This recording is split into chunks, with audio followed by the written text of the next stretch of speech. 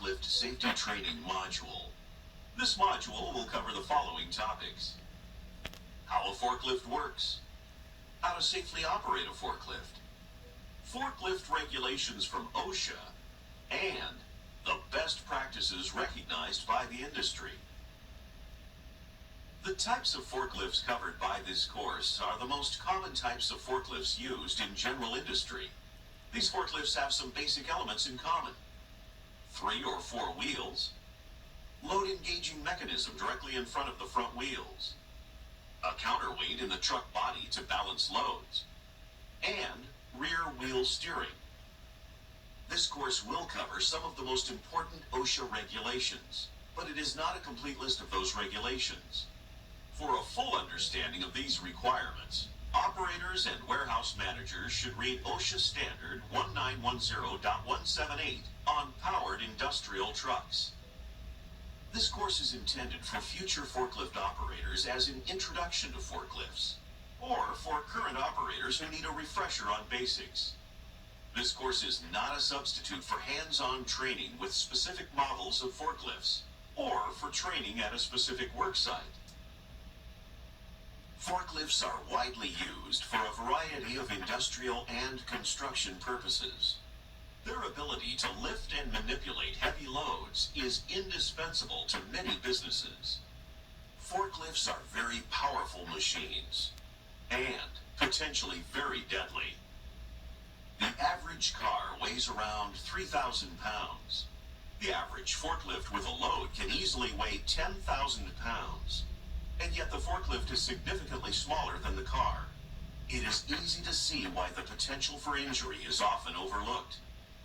The Occupational Safety and Health Administration, or OSHA, estimates that there are approximately 90,000 injuries and 100 fatalities involving forklifts each year in the U.S.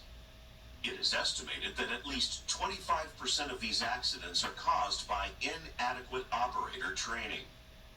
Practically all forklift accidents happen in one of the following ways: a forklift tipping over on someone, a forklift striking someone, a load or stack falling on someone, an operator injury from the collision of the forklift, an operator injury from the collision of a body part outside of the forklift, a passenger falling from the lift platform or forks, an operator injury from getting into or out of the vehicle, or a body part caught in the vehicle mechanisms.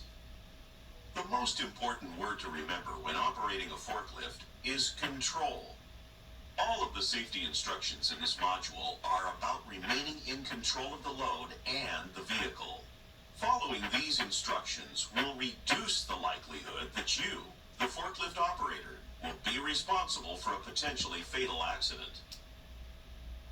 All of the lift trucks discussed have similar parts with similar functions, though their names and locations may vary between models.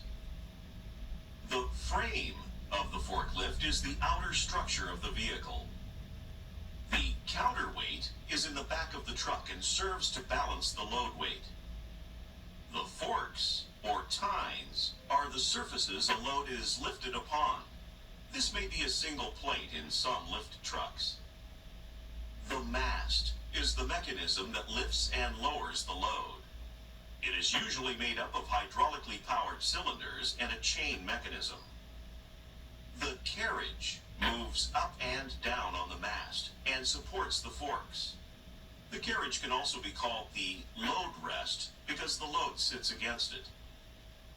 Tilt cylinders tilt the carriage and forks forward and backward. This allows for better balancing and control of loads. The cab is where the controls are located and where the operator sits. The cage, or guard, protects the operator from falling loads or a vehicle rollover. The nameplate, applied by the manufacturer, gives the load capacity and other important information. Practically all forklifts use rear wheel steering. This gives the forklift a much tighter turning radius at the front of the forklift, which is helpful for maneuvering and controlling loads. While this is a practical solution, rear wheel steering differs greatly from automobile steering and takes some getting used to for new forklift operators. First, because the turning pressure is not on the front wheels as in a car, there is no pressure pushing the rear wheels back to a straight alignment. This means that once the steering wheel is turned, the forklift will remain turned until the steering wheel is moved again. Always keep your hands on the steering wheel at all times to retain control. Second, the rear of the forklift will swing in the opposite direction of the turn, which is very different than how a front wheel turning vehicle behaves. It is important to become accustomed to how much a forklift swings out, and to take this into account when operating near people or in tight spaces. Forklifts can use a wide range of power sources: gasoline, diesel, propane, or electric battery. Forklifts that use fuel must be fueled in designated areas, and that area must be non-smoking and clear of spark-producing hazards. All combustion-powered trucks should have regular emission checks. If combustion-powered trucks are used inside, the building should be well ventilated to prevent carbon monoxide buildup. For battery-powered trucks, the charging of batteries must take place in a designated area, and that area must be non-smoking. If the batteries at your facility use hydrogen gas, avoid a storage area where there is potential for sparks.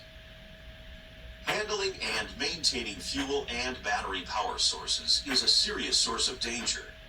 Consult both the OSHA regulations and the manufacturer guidelines for the specific type of forklift and fuel source you will be using. All powered trucks have hazardous location designations that tell if they can be used in hazardous areas, such as atmospheres that are flammable, combustible, or poisonous. If a forklift does not meet the standards for operating in a specific type of hazardous atmosphere, it cannot be operated there. When in doubt if an atmosphere is hazardous, consult the OSHA standards for details. Put simply, a forklift's ability to lift a load is based on the same principle as a seesaw.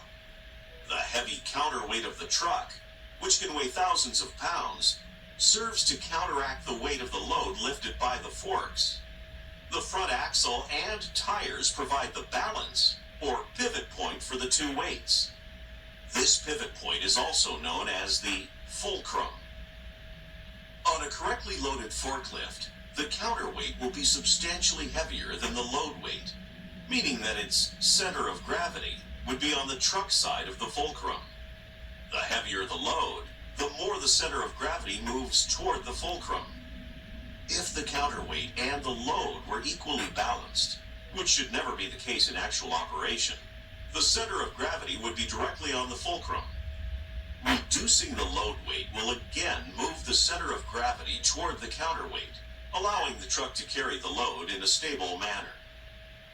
The center of gravity should obviously always stay on the truck side of the fulcrum, or else the load will tip forward. The farther back the center of gravity is toward the counterweight, the more stable the truck will be. There is also a side-to-side component of the center of gravity concept. It is possible to have a load with a center of gravity well behind the front axle, but if it is not centered on the forks, the center of gravity would be shifted to one side or the other, reducing the stability of the truck. The narrowness of the truck means that there is less stability in the side-to-side, or lateral, direction than there is in a conventional vehicle. The stability triangle is used to illustrate the concept of center of gravity and forklift stability. The stability triangle is an imaginary triangle with three sides. The first side is the front axle, and the other two sides are made up by drawing a line from each front tire to the middle of the back axle, where the main load support is located. This triangle represents the location of the acceptable center of gravity of the truck and its load. As long as the center of gravity stays within this triangle, then the load will be stable. There is also a vertical component to the center of gravity. The height of the combined center of gravity of the truck and load is affected by the dimensions of the load and the height at which it is carried. All dynamic forces which affect a forklift, such as when it is braking or turning, work through the combined center of gravity. As the height of the combined center of gravity increases, the stability of the truck is reduced in situations where it is moving or sitting on an inclined surface. In summary, a stable forklift and load has a center of gravity which is low and well within the stability triangle. Here are the factors that affect the center of gravity. Load weight is a major factor. As load weight increases, the center of gravity moves toward the load. Load balance affects the side-to-side location of the center of gravity. A load that is not centered will move the center of gravity to the side where the load is heavier. Load height is also a big influence on stability. The higher a load is raised, the more unstable the truck becomes. The higher a load, the less movement it will take to move the center of gravity out of the stability triangle. With a load raised high, it may only take a small bump, a slight turn, or a quick stop to tip over the forklift. Inclined or uneven surfaces move the center of gravity in the direction of the downward slope. Momentum has a great influence on the truck when it is in motion. Acceleration will move the center of gravity toward the rear of the truck, and deceleration, such as when braking, will move the center of gravity toward the load. Turning will move the center of gravity toward the outside of the turn. The faster a turn is taken, the more the center of gravity will move outward. Considering all of the factors mentioned, it is easy to understand why a moving forklift may be unstable. A moving forklift with a slightly raised load has a center of gravity that is continually shifting. Even not carrying the load, a moving forklift can be unstable. In fact, an unloaded forklift can be more unstable than a loaded one. Operators who overlook this fact when going around turns or over uneven surfaces might tip the vehicle over. Having a good understanding of the vehicle's basic instability will go a long way toward preventing accidents. The nameplate, or data plate, is a metal plate applied by the manufacturer. It gives the truck's load capacity and load center ratings. The load capacity is the maximum weight that the vehicle can safely lift, assuming the load center of gravity is within the stated load center. The load center is the distance from the load's own center of gravity to the base of the carriage. For example, if a forklift's load capacity is 4,000 pounds and its load center is 24 inches, then as long as the center of gravity of the load is within 24 inches of the carriage base, then the forklift can lift a 4,000-pound load. As the load center increases or moves away from the carriage base, the load capacity, or the weight that can be lifted, is reduced. Often a nameplate will list load capacities for different load centers. For example, it might say that the capacity is 4,000 pounds at 24 inches, 3,200 pounds at 30 inches, and 2,500 pounds at 36 inches. Equations for calculating load capacities at different load centers may be found in the vehicle's manual, in third-party forklift training materials, or online. OSHA requires that any vehicle that is defective, in need of repair, or in any way unsafe be removed from service. OSHA also states that a forklift must be inspected before the start of a shift. A pre-inspection requires examining a forklift for any problems that could affect the vehicle's operation. Problems should be noted on a provided checklist or logbook, and the forklift should not be used until all problems are fixed. Pre-inspection ensures that a forklift is fully operational before it is put in action. The forklift manufacturer or your organization may have their own pre-inspection requirements. The following lists include standard inspection items. pre-inspection with the engine off is usually done first, and this is mostly a visual check. This inspection verifies that the fluid levels are good. There are no fluid leaks. The mast is in good condition, including chain tension. The tilt cylinders are in good condition. The carriage is in good condition, lacking cracks or chips. The forks are in good condition. The seat belt is working properly. The tires are in good condition. The tires are at correct pressure. The rollover guard is in good condition. There are no frayed or exposed wires in the engine or battery compartment. An inspection with the engine on should be done next. This includes taking the forklift through all of its standard operations to verify that the brakes are in good condition. The steering is in good condition. The mast and chains are raising and lowering correctly. The tilt cylinders are moving correctly. The horn is working. The battery level, or fuel level, is adequate. The backup alarm is working. The lights are working. The parking brake is working. If problems are found, they should be reported, and the forklift should not be operated. The following section contains safe forklift practices, some of them required by OSHA, and some of them recognized as industry standards. Some forklift models and some specific workplace conditions might require different practices, but the following practices are correct in most situations. Before moving the forklift, whether loaded or unloaded, look in all directions, including above and below the area of operation. Notice any immediate obstructions that might touch the forklift or load, and notice any obstructions in your intended path. Obstructions can include equipment, debris, and overhead structures such as pipes, sprinklers, and hanging lights. Also, look at potential issues with the ground or floor. Be aware if there are gratings or plates that might not be strong enough to support the forklift. If you are going to be operating in a container or truck, check the strength and stability of the floor. Be aware of any people in your area of operation, whether on foot or on other vehicles. Think of how pedestrian or vehicle traffic patterns might affect your intended path. A load should be centrally balanced as much as possible. If there are multiple items in a load, they should be arranged so that their center of gravity is in the middle, if possible.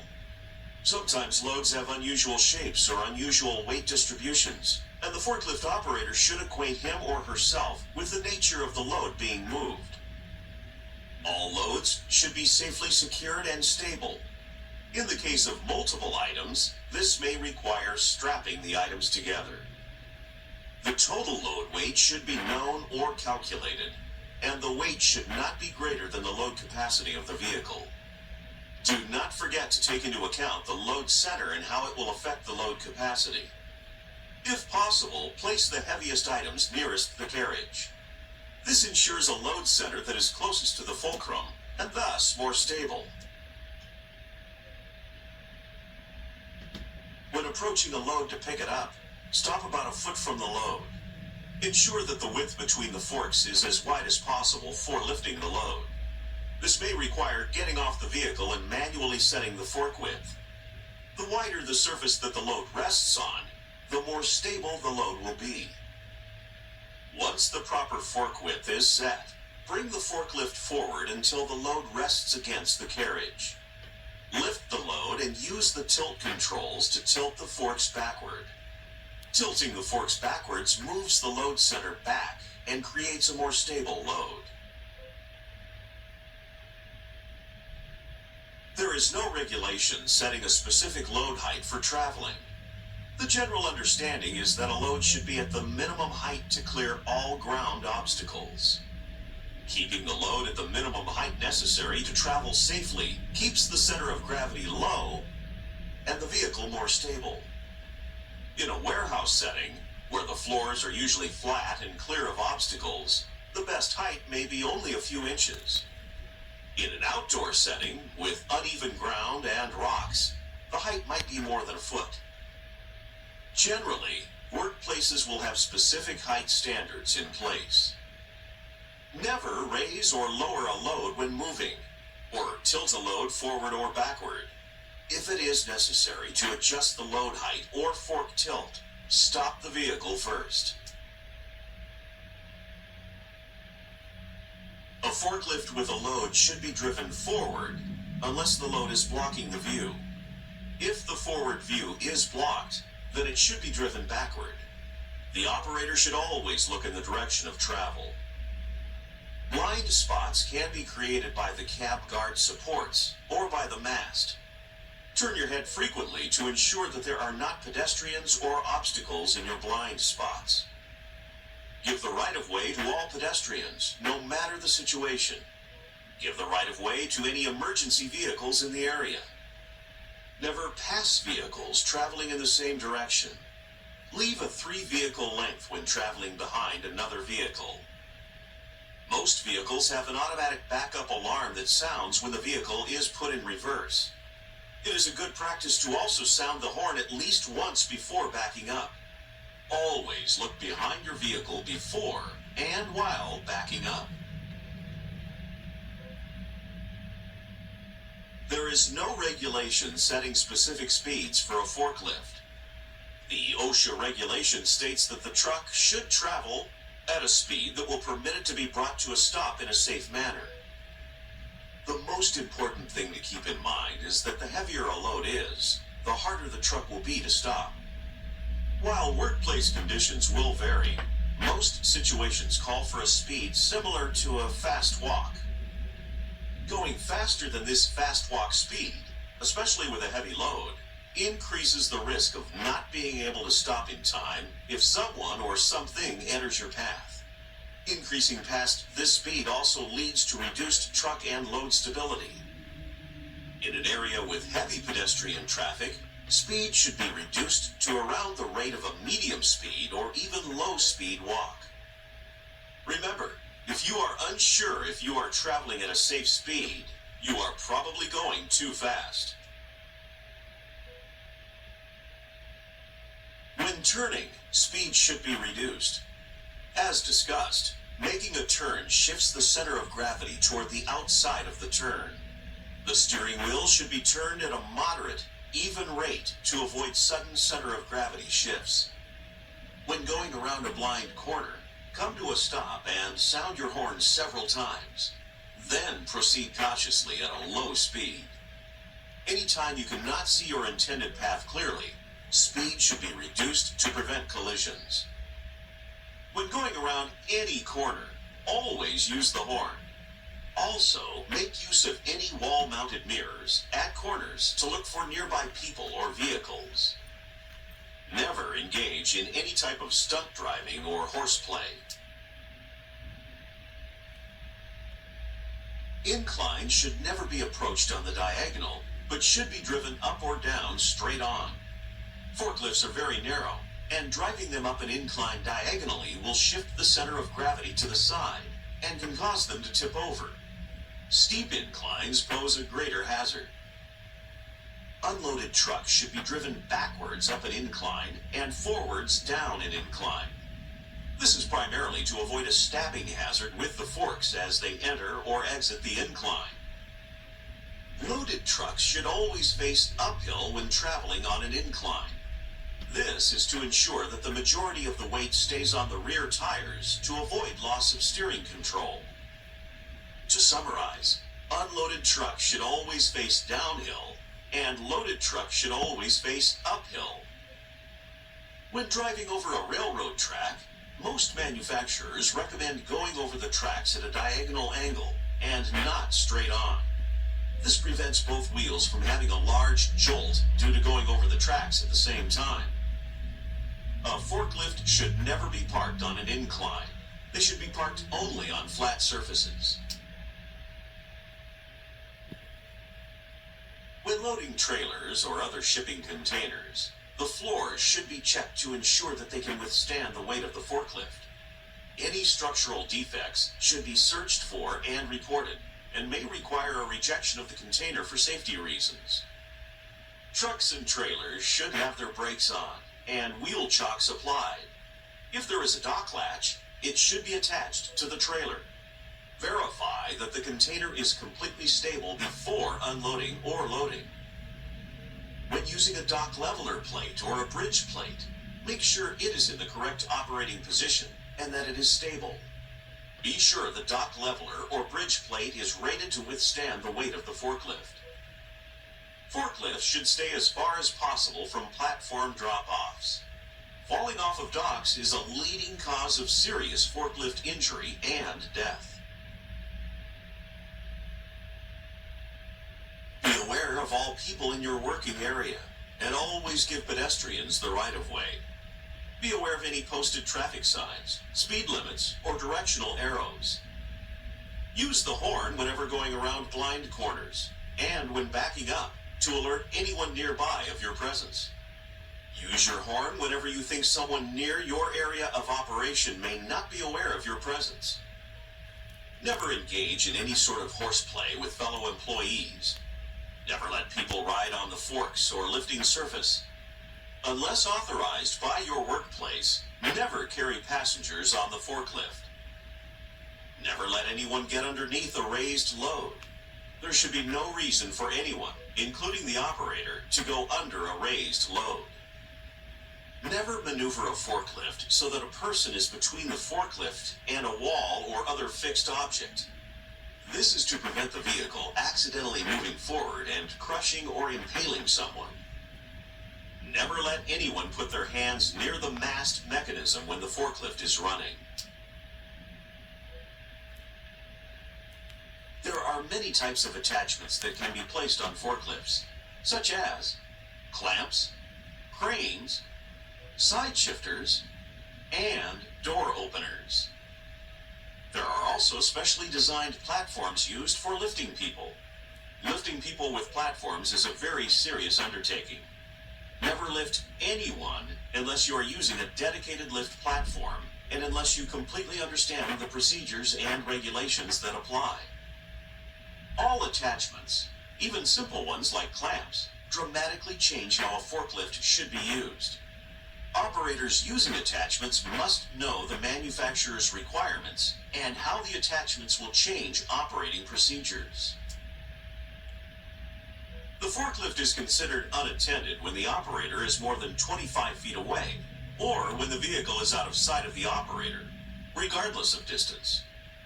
If a vehicle is going to be left unattended, it must be shut off and parked.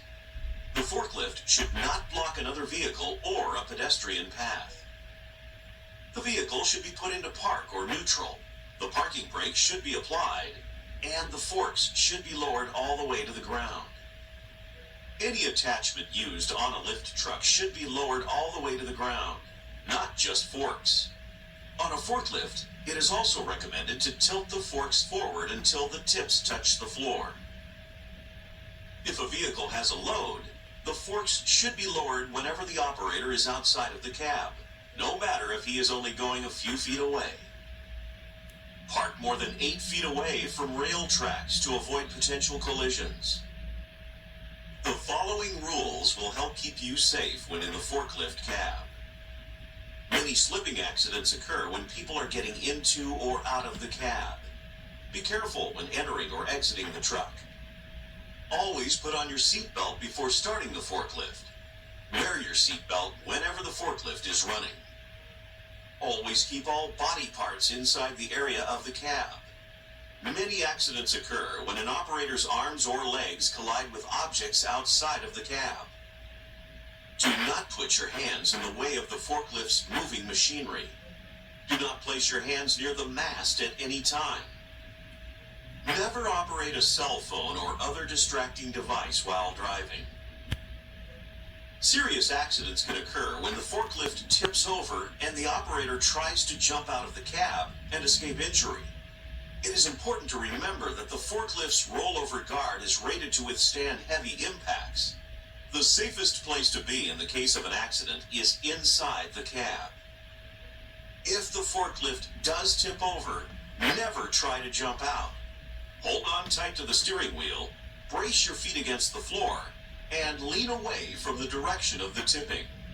This is the best way to avoid being hurt in a tip over. The same applies for a load or stack of items falling onto the forklift. Stay inside the cab. Do not try to jump out and avoid the falling items. A forklift operator's major responsibilities can be summed up as follows: inspecting the vehicle and reporting any potential problems, being knowledgeable about a vehicle's load capacity and handling, operating the vehicle in a safe and responsible manner. The best forklift operator is one who always stays focused on the task at hand. Even experienced forklift operators can become accustomed to their tasks and lose concentration. Reduced focus results in less control over the machine and increases the risk of becoming involved in a serious accident.